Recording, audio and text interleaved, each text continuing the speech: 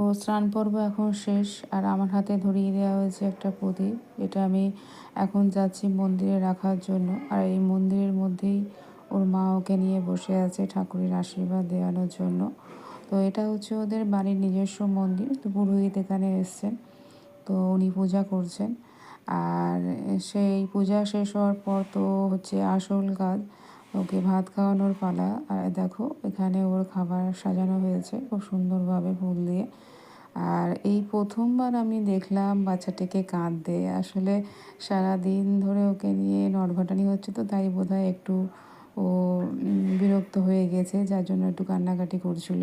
কিন্তু পরের মুহূর্তেই আবার ও ঠিক হয়ে গেল এবং হাসতে হাসতে পায়েস খেতে লাগলো। সত্যি এটা দেখে আমরা সত্যিই অবাক হয়ে গেলাম। একটা ছোট বাচ্চা সারাদিন ধরে যেভাবে প্রোগ্রামে সামিল হয়ে সকলকে আনন্দ দিল, সেটা সত্যিই ভাবা যায় না।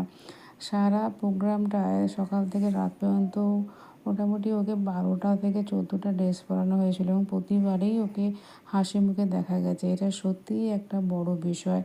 মানে একটা বাচ্চার পক্ষে এতখানি করতে পারা ভাবাই যায় না। তো এখন দেখো হাসি মুখে ও খাবারটা খাচ্ছে, পায়েসটা খাচ্ছে। তো এইভাবেই মুখে ভাত দেওয়ার অনুষ্ঠানটা শেষ হলো। তো তোমাদের সঙ্গে পরে দেখা হচ্ছে পরের ভিডিওতে। ততক্ষণ পর্যন্ত টাটা।